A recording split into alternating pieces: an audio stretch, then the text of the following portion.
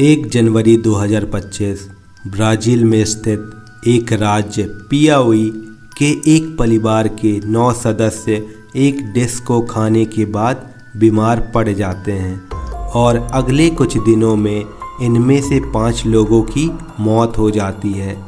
आज की कहानी को आप परफेक्ट लव ट्रायंगल कह सकते हैं। एक बूढ़ा आदमी, उसकी पत्नी और पड़ोस में रहने वाली महिला के बीच अजीबोगरीब अवैध संबंध की कहानी, जिसने एक एक करके ले ली 8 मासूम लोगों की जान। बात है 1 जनवरी 2025 की। इस दिन एक ही परिवार के 5 लोगों की दोपहर के खाने के बाद एक एक करके मौत हो जाती है। डिश में टेरबुफोस नामक कीटनाशक मिलाया गया था। टेरबुफोस का इस्तेमाल आमतौर पर खेतों में कीड़ों को मारने के लिए किया जाता है। ये मामला और भी डरावना इसलिए है क्योंकि इसमें अपराधी और पीड़ितों के बीच खून का रिश्ता है। ब्राज़ील के उत्तर पूर्वी राज्य पियाउई के परनाइबा शहर में एक परिवार रहता है। इस परिवार की मुखिया मारिया डोस होती हैं। मारिया के पति का 5 साल पहले ही निधन हो गया था। मारिया अब अपने दूसरे पति के साथ रहती है, जिसका नाम फ्रांसिस्को होता है। मारिया और फ्रांसिस्को लगभग 5 साल से एक साथ रह रहे थे। परिवार में कुल 11 लोग होते हैं जो एक छोटे से घर में अपना गुजर बसर करते हैं। परिवार की माली हालत बेहद ही खराब होती है। 31 दिसंबर 2024 की रात नए साल के जश्न के लिए मारिया का पूरा परिवार एकत्रित होता है। खाने में चावल से बनी एक बेहतरीन डिश तैयार की जाती है। सभी लोग उसे खाते हैं और चैन की नींद सो जाते हैं। अगले दिन रात की बची हुई डिश को दोपहर के भोजन में परोसा गया। भोजन के बाद परिवार के कई लोगों को उल्टी, चक्कर और पेट दर्द होने लगा। उन्हें तुरंत अस्पताल ले जाया गया। अस्पताल ले जाते समय रास्ते में ही मैनुअल, जिसकी उम्र महज 18 साल होती है, उसकी मौत हो जाती है। मैनुअल जो होता है मारिया का सगा बेटा होता है। फ्रांसिस्का और उसके 3 छोटे बच्चों को अस्पताल में तत्कालीन भर्ती किया गया। फ्रांसिस्का जो होती है वो मारिया की बड़ी बेटी होती है। कुछ ही समय बीतता है और एक बुरी खबर आती है। फ्रांसिस्का की 3 साल की बेटी की मौत हो जाती है और चंद कुछ घंटे बाद फ्रांसिस्का का सबसे छोटे बेटे, जिसकी उम्र महज 1 साल 8 महीने होती है, उसकी भी मौत हो जाती है। फ्रांसिस्का खुद कोमा में थी और उसे नहीं पता था कि उसके 2 बच्चे मारे जा चुके हैं। फ्रांसिस्का ने मौत से लड़ने की कोशिश तो बहुत की, लेकिन कुछ दिनों में वो भी हार मान जाती है और उसकी भी मौत हो जाती है। अब सिर्फ फ्रांसिस्का की 4 साल की बेटी बची थी। वो भी कुछ दिनों बाद मारी जाती है। डॉक्टर ने पुष्टि की कि सभी को जहर दिया गया था, जिनसे इन 5 लोगों की मौत हुई है। मारिया और उसके सौतेले पति फ्रांसिस्को ने बताया कि उन्हें उनके दोस्त ने मछली दी थी, जिससे फूड पॉइजनिंग हुई होगी। लेकिन टॉक्सिकोलॉजिकल रिपोर्ट में साफ हो जाता है कि जहर मछली में नहीं बल्कि चावल से बनी डिश में थी। रिपोर्ट में साफ पता चल रहा था कि खाने को 31 दिसंबर की रात को बनाया गया था और 1 जनवरी की सुबह उस खाने में जहर मिलाया गया था। फ्रांसिस्को ने डिश को फिर से गर्म करने और खाने का सुझाव दिया था। फॉरेंसिक रिपोर्ट में पता चला जहर चावल वाले बर्तन में मिलाया गया था। रिपोर्ट और दूसरी चीज़ों को देखने के बाद पुलिस इस निष्कर्ष पर पहुंची कि अपराध को अंजाम पूरी प्लानिंग के साथ किया जा रहा था। मारिया पर पुलिस को संदेह इसलिए था क्योंकि उसने दोपहर के भोजन में कुछ भी नहीं खाया था और दूसरी तरफ फ्रांसिस्को पूछताछ के दौरान अपनी कहानी बार बार बदल रहा था। फ्रांसिस्को भी जहर कांड के 4 घंटे बाद हल्का बीमार पड़ता है, लेकिन उसका बीमार पड़ना इस वजह से था क्योंकि उसने जहर को अपने हाथों से चावल में मिलाया था। फॉरेंसिक रिपोर्ट में साफ पता चल चुका था कि फ्रांसिस्को ही जहर देने वाला मेन अपराधी है। जहर कांड से 8 दिन बाद यानी 8 जनवरी 2025 को फ्रांसिस्को को गिरफ्तार कर लिया जाता है। इस गिरफ्तारी से एक पुराने मामले में बड़ा खुलासा हुआ। अगस्त 2024 में जहर कांड से 4 महीने पहले मारिया के 2 पोतों की मौत हो चुकी थी, जिनमें एक की उम्र 7 साल होती है और दूसरे पोते की उम्र 8 साल होती है। उस समय मारिया और उसके पति फ्रांसिस्को ने पुलिस को बताया था कि बच्चों ने जहरीले काजू खा लिए थे, जो उनकी पड़ोस में रहने वाली महिला लुसीलिया ने दिया था। पुलिस ने जब लुसीलिया के घर की तलाशी ली तो उसके घर से पुलिस को टेरबुफोस नामक जहर बरामद हुआ, जिससे दोनों बच्चों की मौत हुई थी और पुलिस को लुसीलिया के घर के सामने एक जहरीली बिल्ली मरी हुई मिली। लुसीलिया ने सभी आरोपों को इनकार किया, लेकिन मारिया और फ्रांसिस्को की गवाही और घर में मिले जहर को सबूत के तौर पर देखते हुए लुसीलिया को गिरफ्तार कर लिया गया। दोनों बच्चों की मौत की खबर शहर में आग की तरह फैलती है और लोगों ने अपना सारा गुस्सा लुसीलिया के घर पर उतारा। उसके घर को आग लगा के तहस नहस कर दिया जाता है। लुसीलिया 4 महीने तक सलाखों के पीछे सजा काटती रही। 13 जनवरी 2025 फ्रांसिस्को की गिरफ्तारी के 5 दिन बाद लुसीलिया को रिहा कर दिया जाता है। पोस्टमार्टम में पता चलता है कि काजू में कोई जहर नहीं था।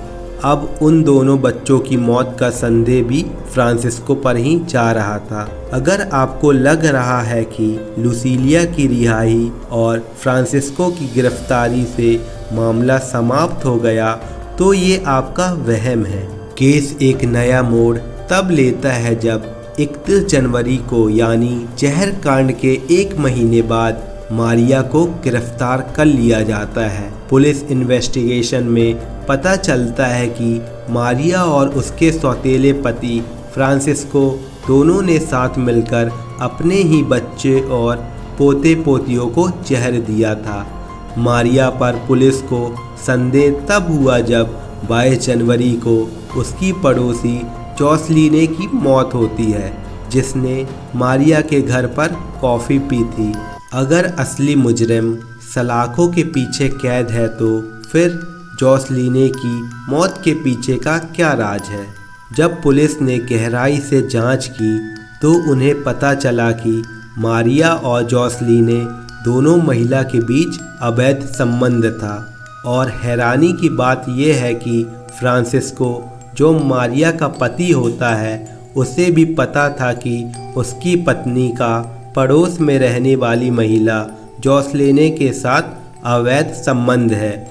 और फ्रांसिस्को को इस संबंध से ऐतराज़ इसलिए भी नहीं था क्योंकि उसका खुद उस महिला जोसलीने के साथ अवैध संबंध होता है। इसे आप परफेक्ट लव ट्रायंगल कह सकते हैं। यहाँ पर तीनों का एक दूसरे के साथ संबंध होता है। जहर कांड में जो 9 लोग बीमार पड़े थे उसमें जोसलीने भी शामिल थी।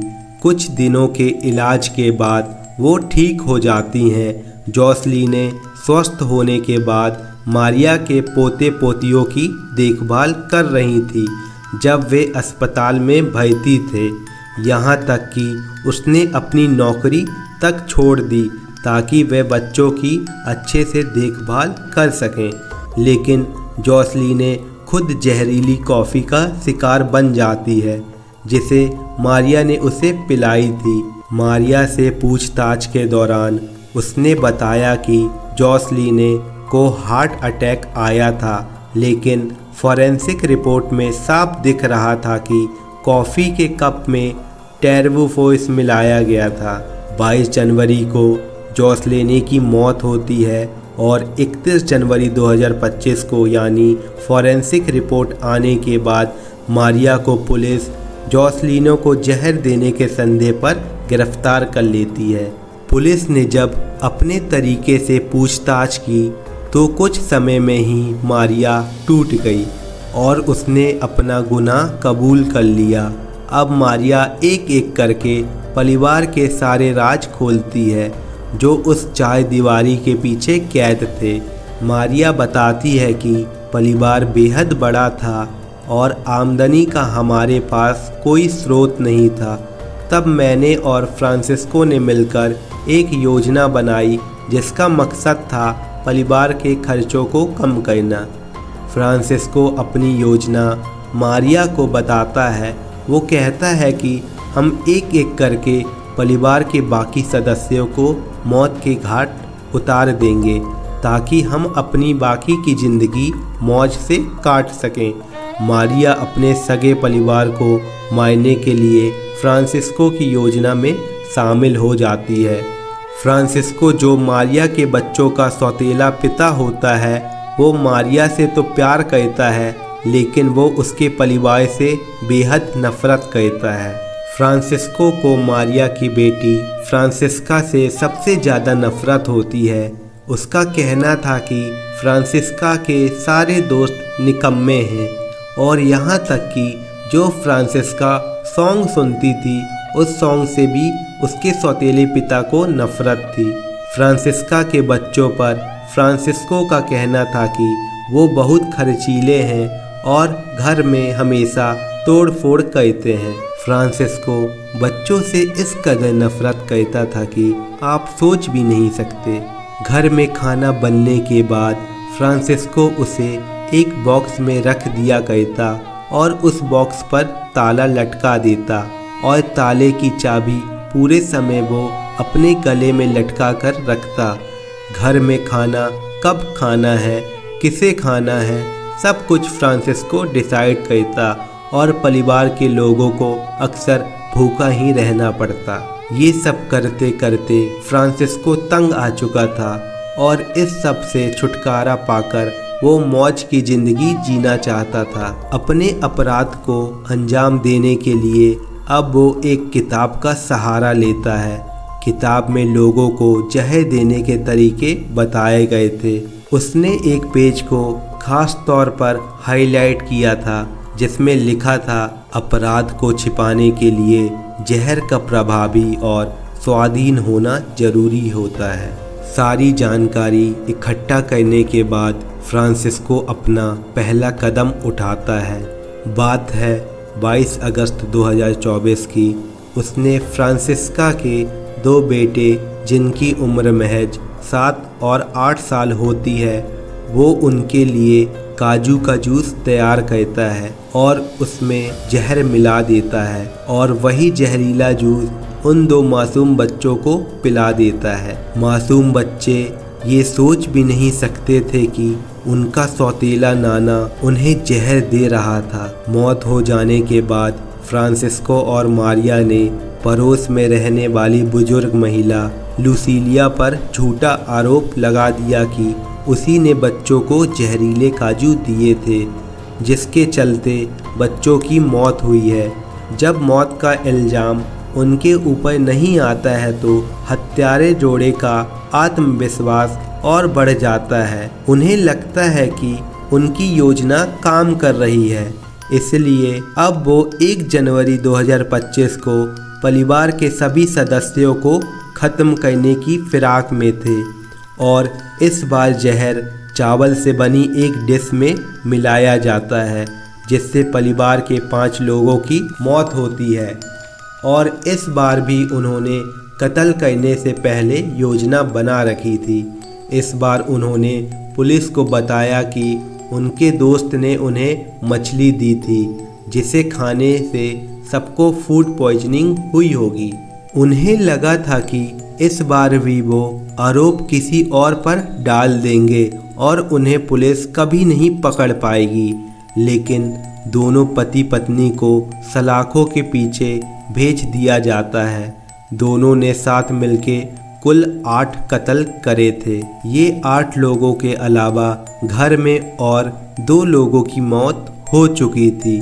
मरने वालों में एक जो होता है वो मारिया का पहला पति होता है और दूसरा मारिया की बेटी फ्रांसिस्का का पति होता है। पुलिस का कहना है कि उनके शव को भी दोबारा निकाला जाएगा और पोस्टमार्टम के जरिए चेक किया जाएगा कि उनकी मौत के पीछे का क्या राज है।